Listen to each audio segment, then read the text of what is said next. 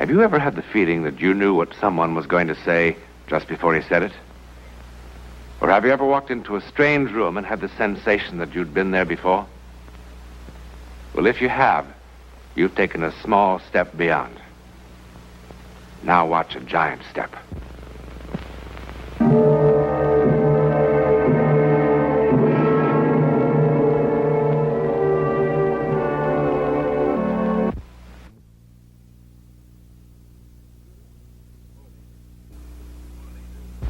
Sooner or later, each of us feels the need to escape. The country folk go to the city folk go to the country. This, for example, is a very pleasant form of escape. Here on this mountaintop, we are a mere 10 miles from a city of 80,000 people, each of whom, like us, has fashioned a small cage of reality out of the chaos of unreality. Each of whom, like us, lives his life by the steady, reassuring ticking of the clock, forgetting that the clock is merely man's invention, and that tomorrow is a creation of the human mind, forgetting that there is only the constant now. But if that be true, where does that leave yesterday? Now here comes a man from that city below, that city of ticking clocks, who's about to escape his cage of reality.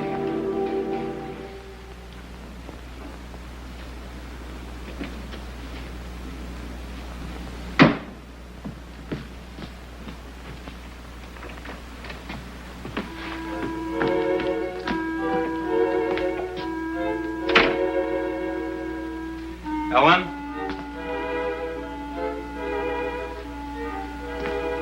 Ellen?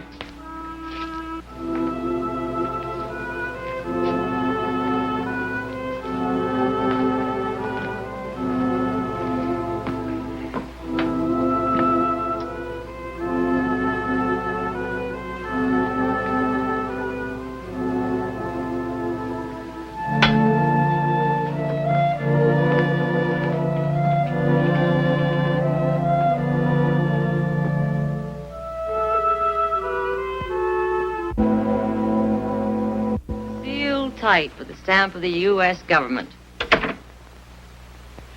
You scared me. Why? Well, first the telephone call, and then I came up to an empty house.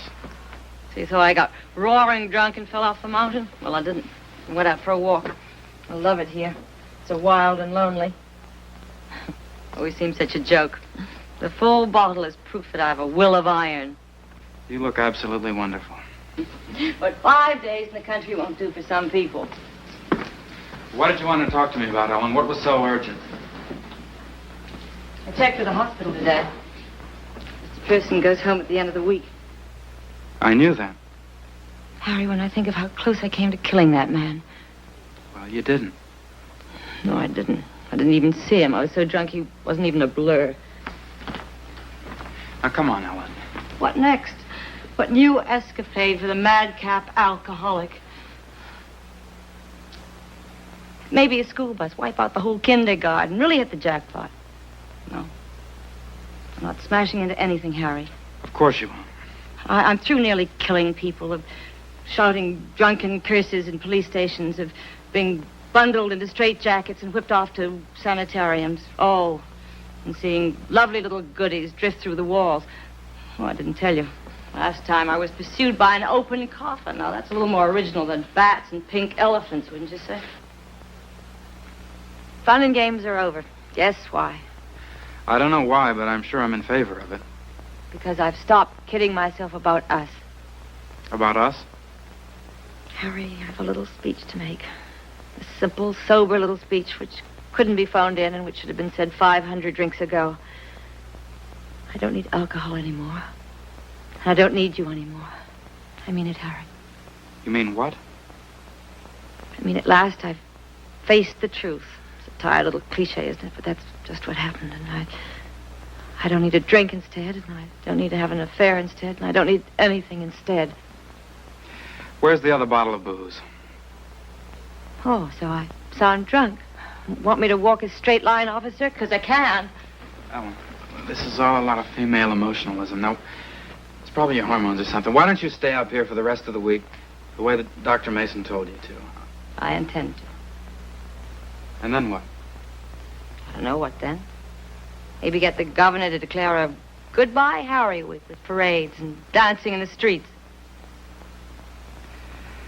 Ellen, I know what's wrong with us, and so do you. Indeed, I do. 17 years times 365 days times 24 hours, drip, drip, drip. No, Ellen, I'm sorry. It's not that simple. Mind if we skip that? You want to sweep it all under the rug again and pretend it doesn't exist? I don't even think about that anymore. You don't talk about it. You drink instead. Spare me the amateur analysis. Ellen, where was I when we became strangers? Right here. You've never believed me. Nope. What do you want me to do, stand on my head?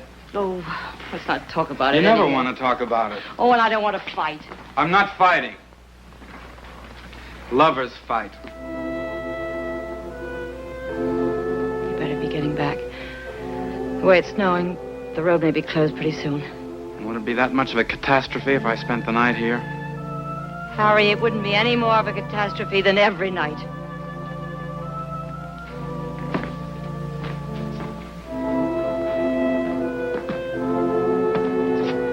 I think I like you better when you're drunk.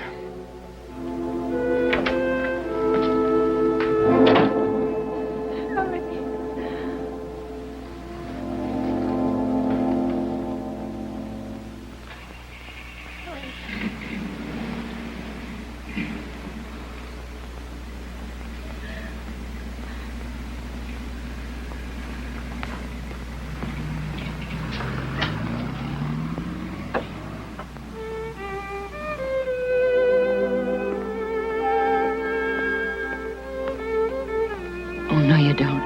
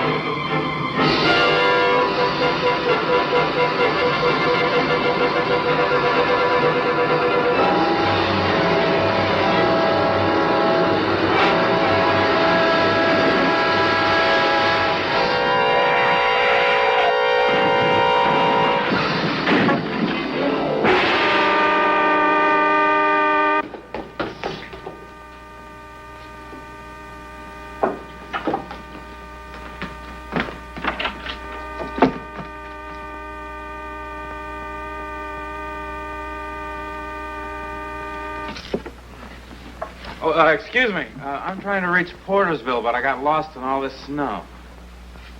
Where's your car? It's down the road. I've been driving around in circles for I don't know how long. You should have turned left about 2 miles back. This is a dead end.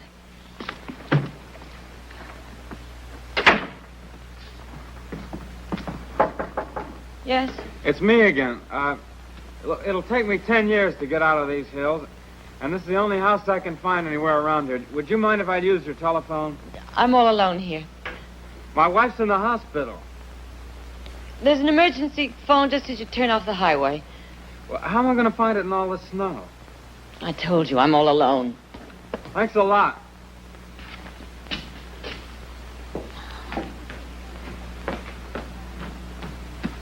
Young man. Huh? Of course you may use the phone. Help yourself. It's right over here. Thanks.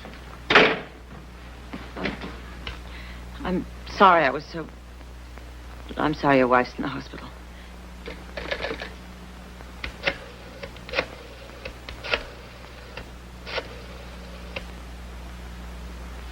Your phone must be out of order. I dial and nothing happens. But it was working.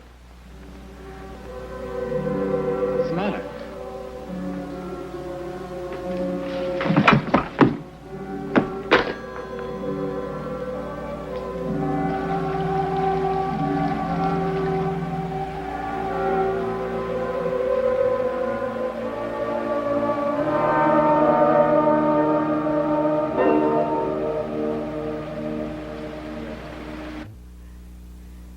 Everything's okay.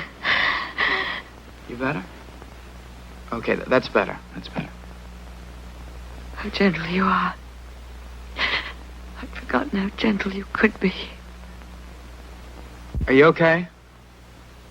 Are you sure you're okay? I don't want to leave you alone here. It's 9 o'clock. Visiting hours are over.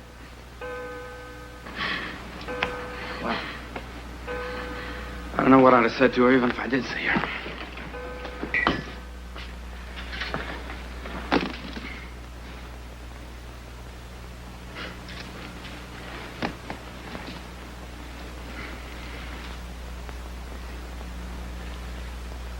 It's a boy. Well, I was 100% wrong about that. My wife just had a baby.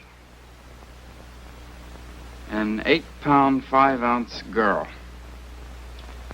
Great, big, beautiful kid. Except she was dead.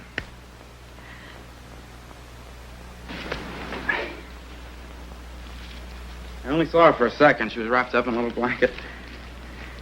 She looked like a life-size little doll. She had enough hair on her for a 5-year-old. You hand these things out, and everybody slaps you on the back and says, "Congratulations, Dad." My wife congratulated me when they were taking her out of the delivery room. I went over to her, and she wouldn't even let me hold her hand. She said, "Well, this is your lucky day. The baby died." Your lucky day, I remember. Your lucky day. She thinks I wanted that. Didn't you?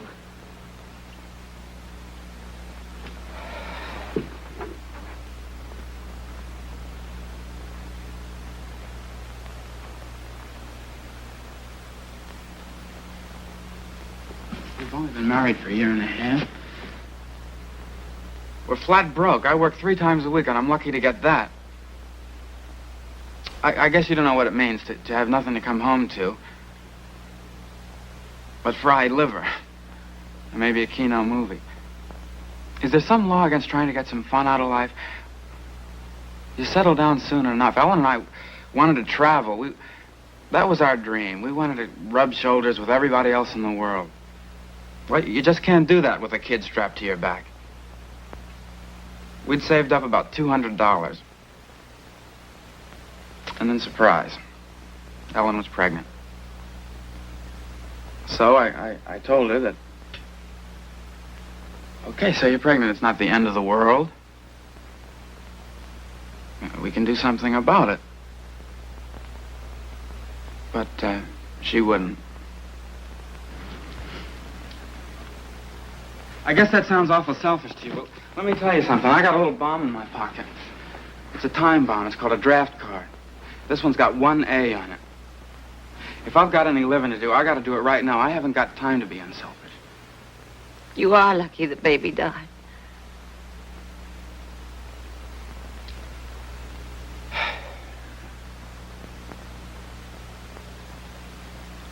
I was sitting in that hospital waiting room.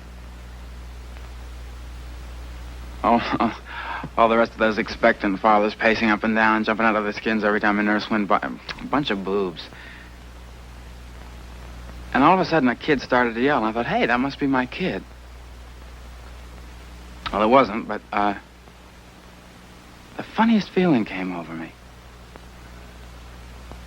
All right, I know I don't fit into the pattern. I mean, I'm not crazy about hot dogs, and I don't go out bowling with the boys, and I never went over and felt every time the baby moved. And I didn't go out rushing out in the middle of the night to buy Ellen pickles and ice cream. But sitting there in that waiting room, I began to realize that whatever was going to be born would live and breathe and grow up and be a part of the world just because Ellen and I love each other.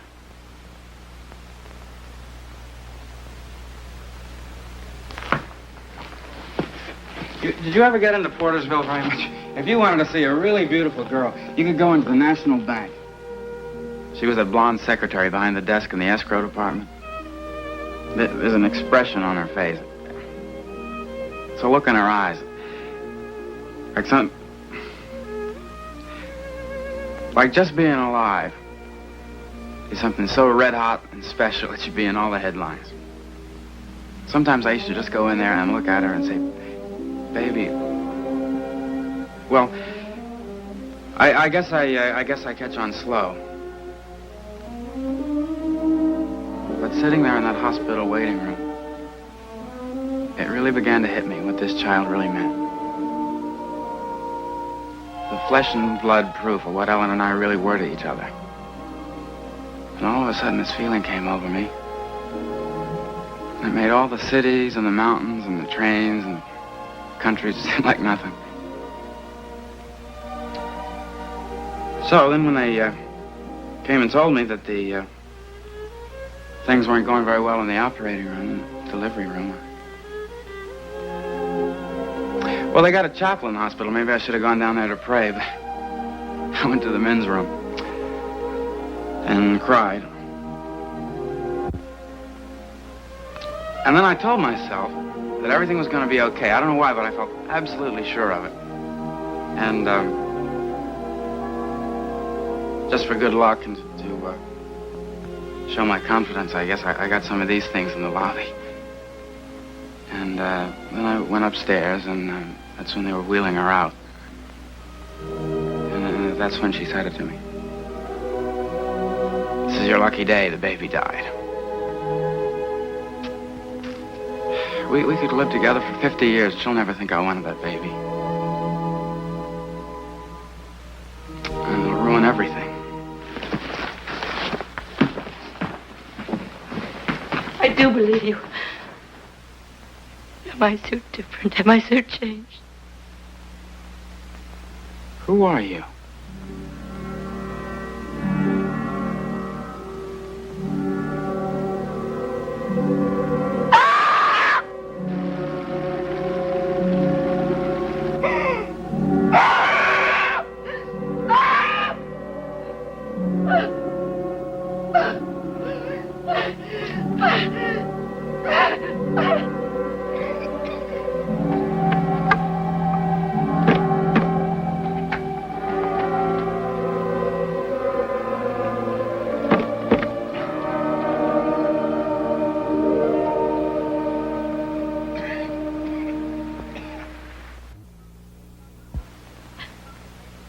Look, I called Dr. Mason an hour ago.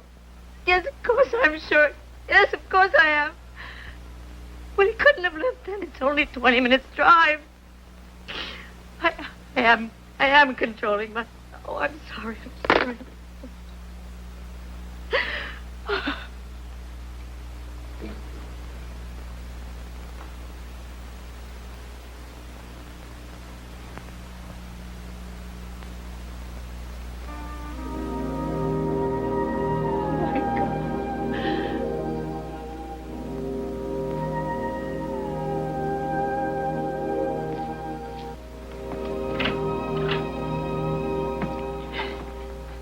Dr. Mason, I'm not imagining things. It's not like before. You see, I called you, and you're here, and he was here the way he was. He was here. I'm not drunk. Ellen, I made a stupid mistake. I put your records in the inactive file. I didn't open that bottle. I suppose he did that. He did. Please believe me, he was here. I was where, Ellen? He was in a burning car, that's where he was. And by extremely good luck, I saw him as I came up to see you. Are you all right? I was out cold for a while, but I'm all right now. Ellen, how did it start this time? You hand these out and they slap you on the back and say, "Congratulations, Dad. It's a boy. Well, she couldn't have had much to drink. The bottle's almost full. She's not drunk. Well, then what is she? Good night, Doctor. Harry, I think I know Ellen's problems a little better than you do. Do you? Ellen, I'm going to leave some of these for you, and you can take them if you need them. You know how. You've had them before, and I'll call you in the morning. And, I think a couple of these might help you. Good night.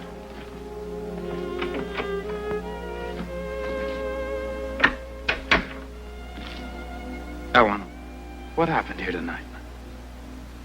You wouldn't believe me. Try me. Oh, Harry.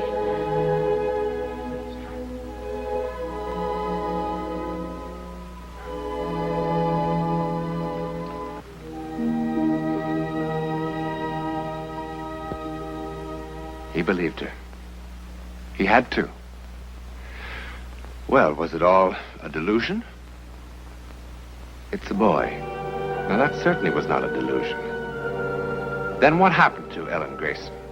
Was it an hallucination? Was it an accident in time? Or did the unconscious Harry Grayson will himself back to the man he was to convince Ellen of his love? What you've just seen is not so uncommon as you might think in the annals of psychic experience. Man has just begun to probe the world beyond his cage of reality. In that constant and marvelous and eternal world of the now. Who knows what he'll find?